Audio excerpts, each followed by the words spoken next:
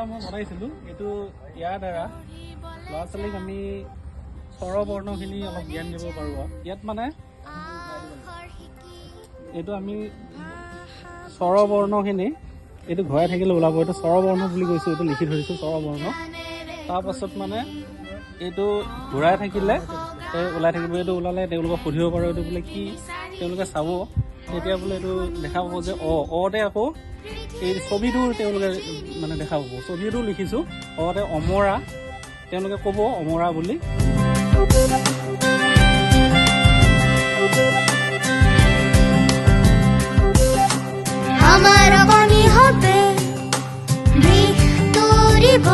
এইজনৰ নাম হ'ল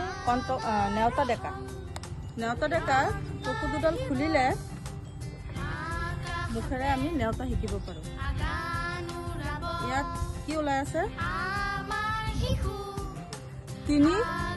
পূৰণ 4 3 আৰু পূৰণ 4 কৰিলে কিমান ওলায় 12 পঢ়া লিখা হম নতুন নিপুণ হম এইটো তোমালোকে এনেকৈ ঘূৰাই দিয়া ইয়াত 7 আছে এতিয়া ইয়াত ধৰো এইটো ঘূৰাই দিয়া ইয়াত ক'ত ইয়াত 7টা ক'ত আছে তোমালোকে উলিয়াই দিয়া তাৰপিছত ল'ৰা ছোৱালীবিলাকে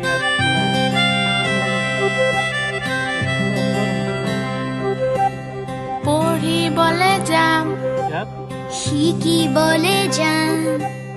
আখৰ শিকি ভাষা বুজি নিপুণ হম আমি জ্ঞানেৰে গঢ়িম অ আ ক খ গাম আমি 1 2 3 4 শিকি পঢ়ি শুনি বুজি পৃথিৱী জ্ঞানেৰে জিনি স্থানৰ ধাৰণাটো দিবলৈ মানে এই চিত্ৰখন হৈ থাকিব যিহেতু ইয়াত সংখ্যা দিয়া আছে ছেইম সংখ্যাকেইটা ইয়াতো দিয়া আছে ইয়াৰ পৰা যিহেতু এনাৰ একৰ ঘৰত যিহেতু 2 আছে 2 তাৰ পৰা লৈ একৰ ঘৰত সোমাব কৈছে যেনেকৈ স্বৰচিহ্নখিনি যেনেকৈ অৰ পৰা যিহেতু চিন নাই এইটো ক লাগিলে আমি শব্দ বনাই দেখাই দিছোঁ মই কল অকল কম অকম ঠিক একেদৰে যেনেকৈ দিওঁ তেতিয়াহ'লে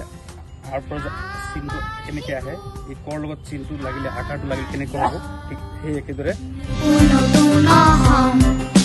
পঢ়া লিখা হম নতুন নিপুণ হম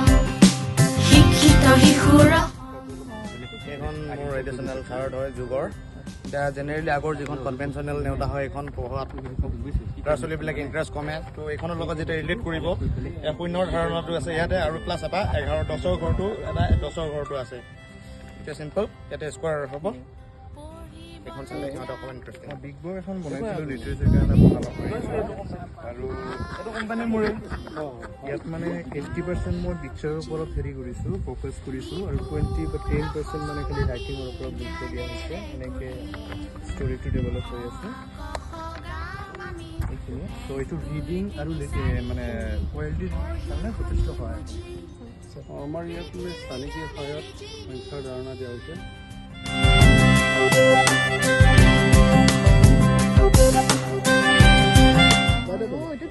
মোৰটো মানে মাহৰ নামকেইটা ইংৰাজী আৰু অসমীয়াত মানে এনেকৈ লিখা হৈছে ইয়াতে ওপৰত মানে এনেকৈ ইংৰাজীত লিখিছোঁ আকৌ ভিতৰত এনেকৈ অসমীয়াত লিখিছোঁ এয়া 12 মাহৰ নাম আকাশতে আগান উৰাব আমাৰ শিশু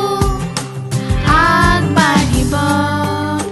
নতুন হম পঢ়া লিখা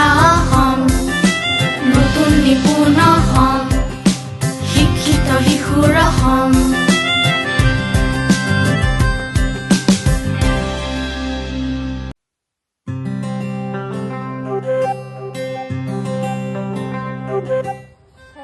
সংখ্যাৰ ধাৰণা হ'ব লগতে ইয়াত সংখ্যাটো